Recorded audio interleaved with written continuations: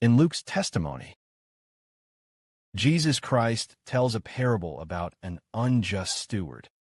He said what an unjust steward is like. There was a rich man who had a steward in his household.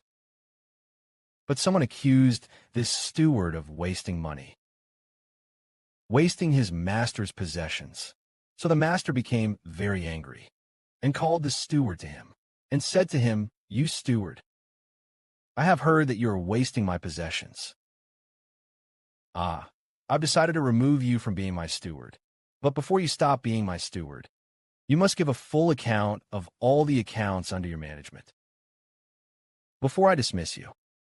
So when the steward heard that his master, the owner, was going to dismiss him, the steward became worried and thought to himself, "I'm being fired by my boss. What shall I do? After I leave this job, I won't have any work to do. If I go begging, I'd lose face and couldn't bear it. It would be so shameful. If I go farming, I don't have the strength for it." Then the steward thought, "I've got it. I know. A good plan. When I'm dismissed from my master's house and no longer serve as steward, people will still welcome me into their homes." So the steward called in everyone who owed his master debts. All of them came. He asked the first one, "Friend, how much do you owe my master?" The man answered, "I owe your master 100 measures of wheat." The steward said, "Bring me your promissory note. Here is your note. All right, tear up this note and write a new one. Writing 50 bags will be fine."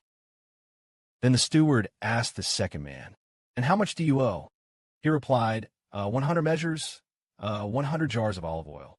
After finding the promissory note, the steward said, "Oh, this is the debt acknowledgement. The note you wrote earlier. Tear it up. Don't write 100 jars of olive oil anymore. Just write 80 jars." In this way, the steward altered all the debt records of those who owed his master, reducing every large debt to a smaller amount and tearing up the original notes.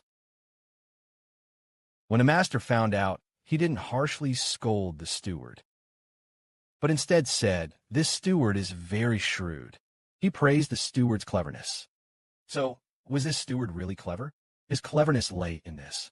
After losing his position and no longer serving as steward, people would still receive him into their homes.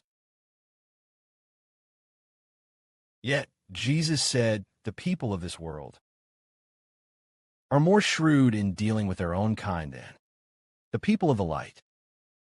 They fail to use worldly wealth wisely to serve God, or to use unrighteous wealth to serve the Lord, so that when money becomes useless, they may be welcomed into eternal dwellings by the Father and the Lord. This is the mystery the Lord Christ taught. The mystery is this: we should imitate this unjust steward and use the wealth we possess to serve God. For this steward brought benefit to all those who owed his master. Everyone who owed the master ended up repaying less. Thus, when he left his master's house, he could go live in the homes of those debtors, because now the debtor says, "Steward, you showed kindness to me. I originally owed 100 bags of wheat. You only asked me to repay 50 bags. Then he'll repay 50 fewer bags. You've been so kind to me. Then please stay in my house for a while." Then another person also said, "Oh, steward, show kindness to me too. I once owed you 100 barrels of olive oil. You only asked me to repay 80 jars. I only paid back 20 barrels less. Those 20 jars were your kindness to me. Now you're no longer a steward. I will show kindness to you as well." Thus, the steward got the chance to go stay with those who previously owed debts to his master. So the steward knew how to use unrighteous wealth to make friends for himself. Let those friends take over the household and go to their homes. So do we know how to handle the wealth of Satan's world? To serve God? Use to serve God and the Lord, so that when this satanic world perishes, the Father in heaven and the Lord will welcome us to dwell in the kingdom of heaven forever.